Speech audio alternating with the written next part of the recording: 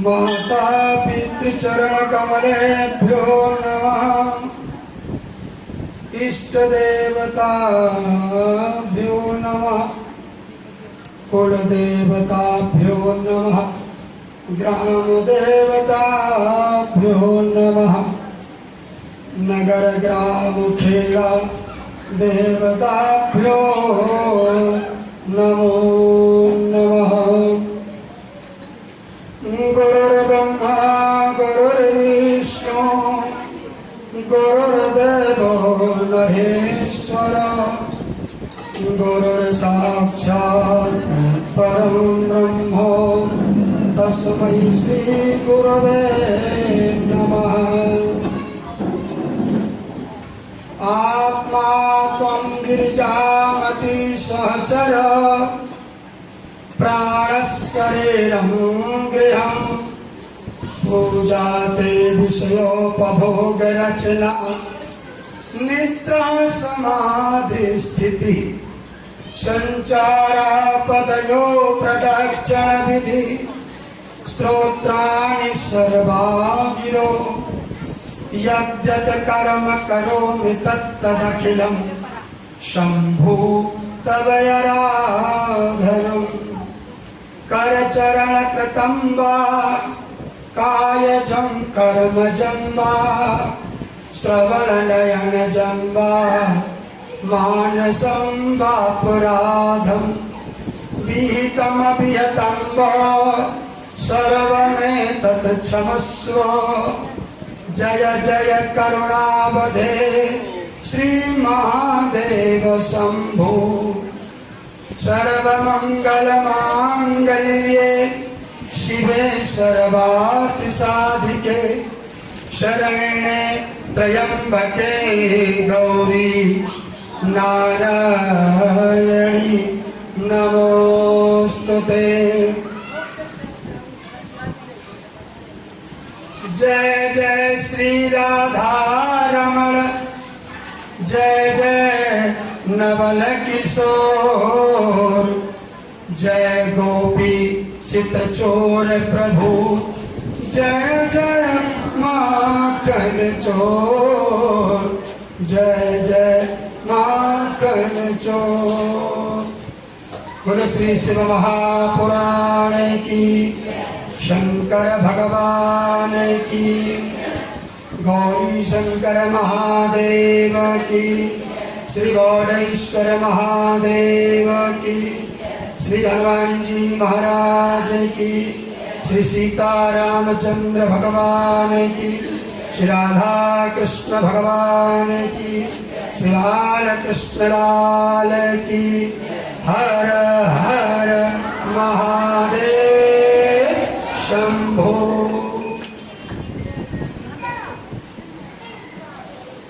आइए सभी लोग बड़े भावपूर्वक भगवान शिव की स्तुति करेंगे, थोड़ा फास्ट में करेंगे। नमामि समीशान निर्वाण रूपम विभुं व्यापकं ब्रह्म भेद स्वरूपं निजं निर्गुणं निर्विकल्पं निरीहं चिदाकाशमाकाशवासं भजे। निराकारमूलसूर्यं निराज्ञानज्योतिषमीशं विदु करालं महाकालकालं कृपालं गुणागार संसारपारं नतो तुषारत्रिशङ्काशगौरं कबीरं मनोभूतकोटिप्रभाते शरीरं स्वरं मौलिकल्लोलनीतानुगङ्गा लसतमानबालेन्दु कण्ठैर्भुजं चलत्कुण्डलं भ्रूतोमेतं विशालं प्रसन्नाननं नीलकण्ठं दयालं श्रीकालीशरमाम्बरं मुग्धमालं श्रियं शङ्करं सर्वनाथं भजामि। प्रकण्डं प्रकृष्टं प्रगल्भं परेशम् अखण्डं भजं भानुकोटिप्रकाशं प्रजाशूलनिर्मुक्तनं शूलपाणि भजेऽहं भवानि पते भागवतं कलातीतकल्याण कल्पान्तकारि सदा सच्चिदानन्द माता पुराणि चिदानन्द सम्भो हरि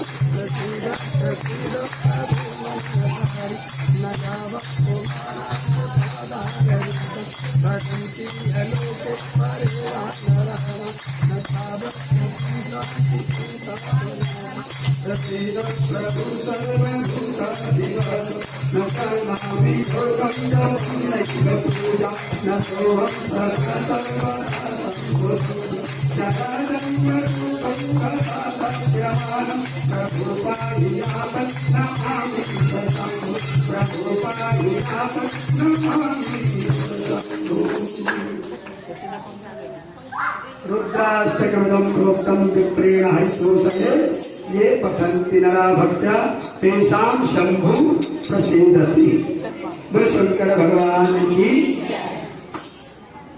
आइए बड़े भावपूर्वक अब भगवान शिव का थोड़ा सा कीर्तन कर लें, उसके बाद में थोड़ी सी कथा श्रवण करेंगे, उसके बाद एक भजन, फिर आरती।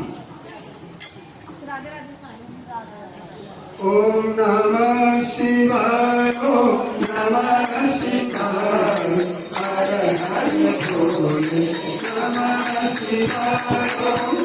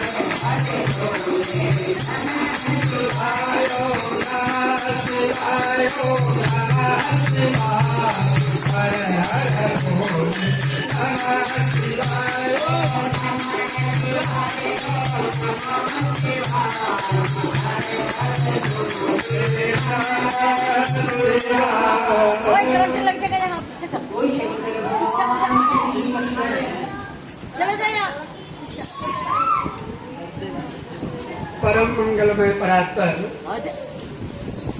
अकारण करुणा वरुणालय भक्तवांश बागांबरधारी भगवान भूत भावन भोलेनाथ जी का बांगमयी विद्रोह श्री शिव महापुराण। आइए, जैसा समय वैसी कथा, थोड़ी सी कथा करते हैं, उसके बाद में एक भजन, फिर आरती करेंगे।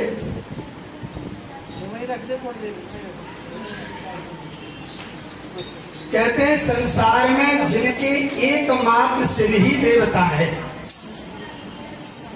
शिव कथा में ही जिसकी रुचि है, उन्हीं का मानव जीवन सफल है, अन्यथा सब बेकार है।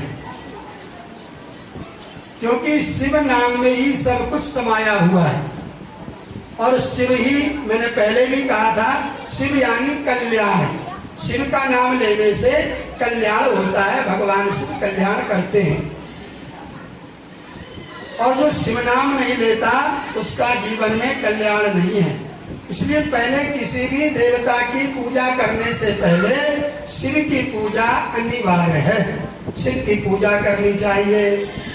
तत्पश्चात किसी और देवता की पूजा करें। बोले शिव नाम को गाता न जो, पाया जन्म तो क्या किया, अशिव तीर्थ को ध्याया न जो, पाया जन्म तो क्या किया, रुद्राक्ष को पहना न जो शिव के भक्त हैं उनके लिए है, जो शैव है, जो अपने आप को कहते हैं हम शिव के भक्त हैं। पर शिव भक्त जैसे दिखाई भी तो पड़ो, शिव के भक्त के जो है माथे पर देखो यहाँ पर जो कथा है ये शिव भस्म, शिव नाम और भस्म और रुद्राक्ष धारण करने के विषय में चर्चा चल रही है। तो कहते हैं कि महाराज जो शिव का जो भक्त होता है उसके माथे पर सुंदर भस्म होनी चाहिए। हाँ, तब तो पता लगेगा कि भाई शिव का भक्त है। शिव के भक्त में जो है भस्म लगनी चाहिए। और बोले शिव नाम मुख में होना चाहिए। और उसके बाद में महाराज रुद्राक्ष की माला होनी चाहिए गले में। तब पता लगता है कि आज ये पक्का शिव भक्त है।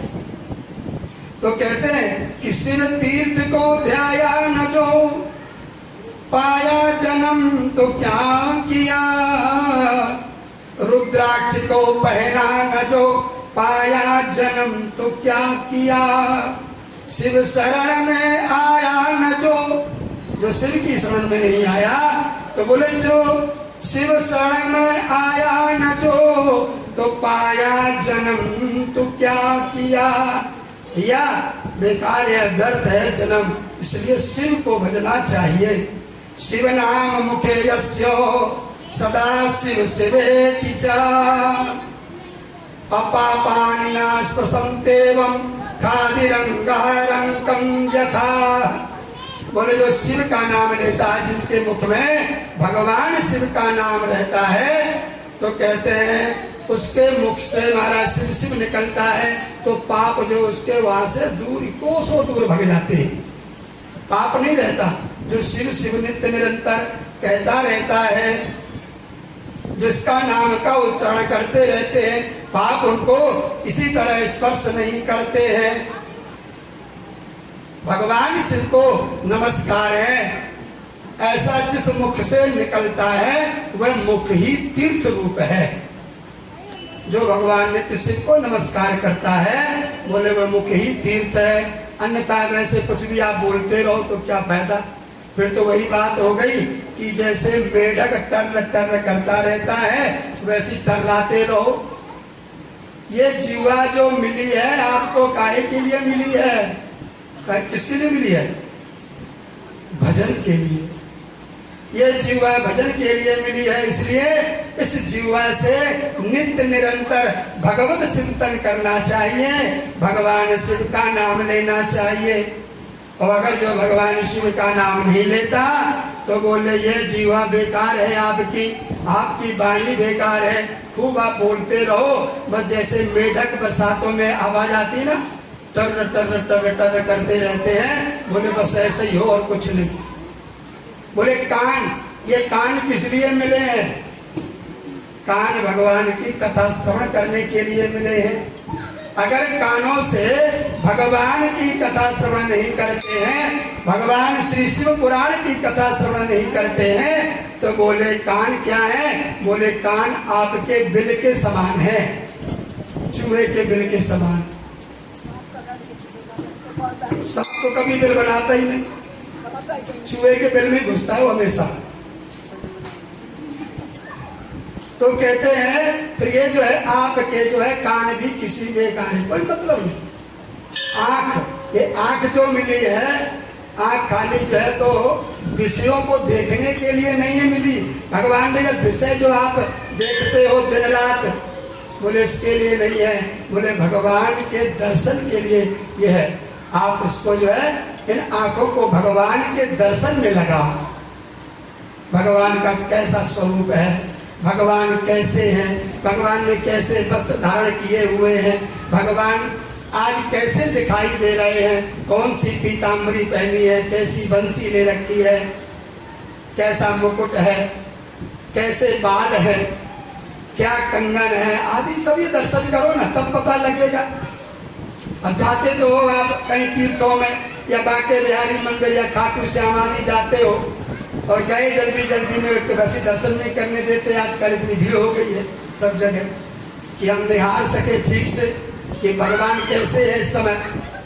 पर फिर भी जो भक्त होता है वो बहुत जल्दी निहार लेता है भगवान को, एक ही पलक में झपक लेता है, बोले कैसा है हमारा भगवान। और अगर दर्शन करने गए और पूछा जाए कि तुमने भगवान के दर्शन किए, बोले हाँ किए, बोले कैसा श्रृंगार था? सो बोले पता ही नहीं। तो भैया फिर किस बात का श्रृंगार तुम दर्शन करने के लिए गए थे? है? तो बोले ये आंख जो मिली है ये भगवान के दर्शन के लिए है, और ये हाथ जो मिले हैं बोले ये हाथों से सेवा करनी चाहिए, ये सेवा करने के लिए है। तो बोले जिनके मुख से भगवान शिव का नाम है, जो अपने मुख से सदा शिव शिव का नाम उच्चारण करता रहता है, बोले उसके पाप स्पर्श नहीं करते हैं। इसलिए भगवान शिव को नमस्कार करना चाहिए। जिनके मस्तक पर भस्म नहीं है, देखिए तिलक की बहुत बड़ी महिमा है और तिलक लगाना चाहिए। मैं तो ये कहता हूँ कि जो भी आप भगवान के मंदिर में आवे पहले तिलक होना चाहिए। बिना तिलक का पूजन संपन्न नहीं होता, इसलिए तिलक बहुत जरूरी है। माथे पर थोड़ा सा तिलक होना चाहिए, उसके बाद में ही आप पूजन संपन्न कर सकते हैं। और आप देखते भी होंगे जब पंडित जी लोग पूजन प्रारंभ करवाते हैं उससे पहले क्या करते हैं? तिलक करते हैं। क्यों? बिना तिलक किए हुए आप पूजन में नहीं बैठ सकते हैं, इसलिए तिलक होना चाहिए। भस्म, जो शिव का भक्त है उसको सुंदर भस्म लगाना चाहिए। अब करते तो शिव की भक्ति हो, फिर शर्म भी करते हो, कोई देख ना ले, फिर कैसे भक्त हो? जो भगवान का भक्त होता है उसे संसार से कोई लेना देना नहीं, कोई कुछ भी कहता रहे, ये तो संसार है। अच्छा करोगे तब भी नहीं छोड़ेगा और बुरा करोगे तो फिर बुरे है ही है। बताइए, अगर किसी को किसी ने छोड़ा हो, नहीं छोड़ता, संसार कोई किसी को नहीं छोड़ता। इसलिए अपनी मस्ती में मस्त रहना चाहिए, है? चाहे कुछ भी होता रहे, मस्तराम मस्ती में, आग लगे बस्ती में, इसलिए मस्ती में रहना चाहिए, ज्यादा चक्कर में मत पड़ो। इसलिए भगवान की पूजा करने आओ तो सुंदर भस्म आदि लगाओ, तिलक करो। बोले तिलक करना चाहिए, बोले बिना तिलक के पूजा संपन्न नहीं होती है। और फिर उसके बाद में अगर शिव का भक्त है तो रुद्राक्ष पहने, अगर भगवान श्री कृष्ण का, राम का, हनुमान जी का या किसी और अन्य भक्त है तो फिर कंठी पहन सकता है, तुलसी पहने। क्यों? गले में जरूर होना चाहिए। आपके गले में चाहे सोने की चैन हो या ना हो, सबसे बड़ा चैन है ये। इससे जितना चैन मिलता है उससे सोने की चैन से चैन नहीं मिलेगा, वो बेचैन कर देगी आपको। बात ध्यान रखना, अगर कहीं गिर गई तो फिर सोना वैसे ही महंगा हो रहा,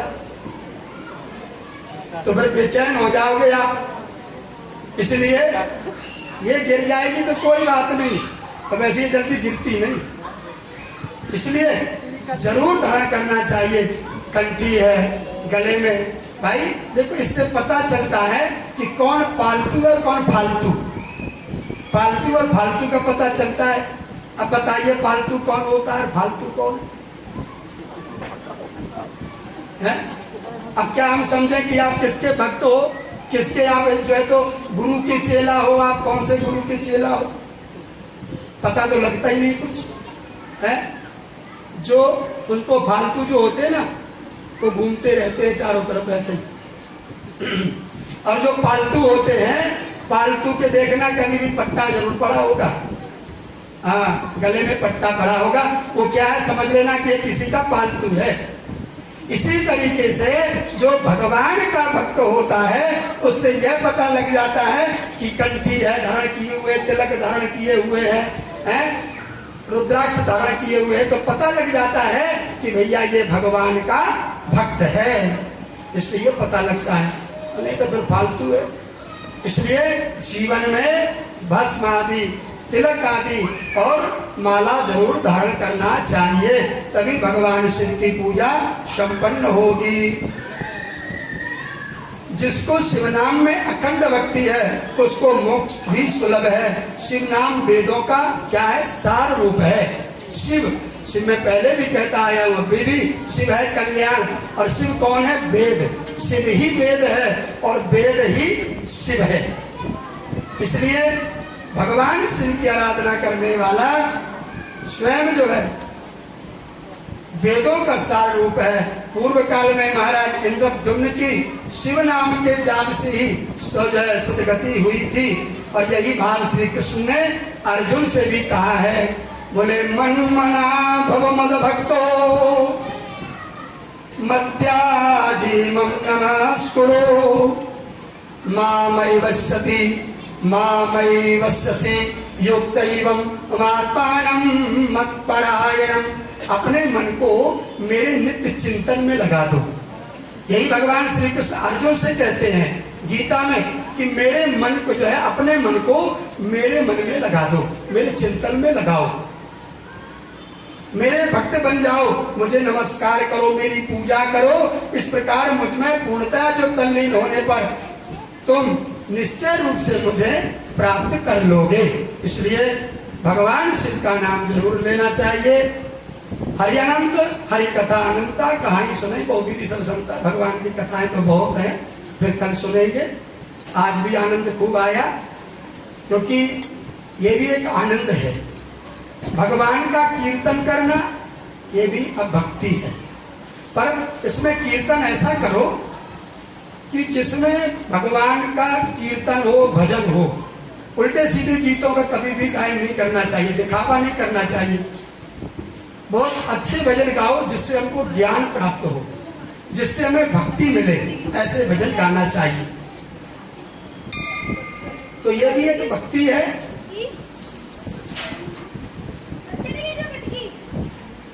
तो भगवान की कथा तो अनंतो अनंत है, जितनी कहो उतनी कम है। और आज की कथा जो भी है, पर कीर्तन भगवान शिव के चरणों में समर्पित करते हैं। आइए 2 मिनट में एक भजन गाते हैं, उसके बाद में आरती और प्रसाद। आगे की कथा आप लोग कल श्रवण करेंगे।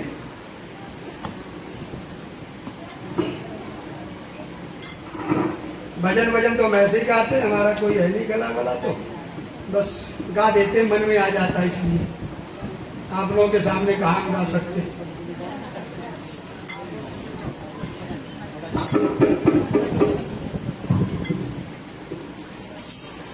मुक्ति का कोई जतन कर ले, मुक्ति का कोई जतन कर ले, थोड़ा थोड़ा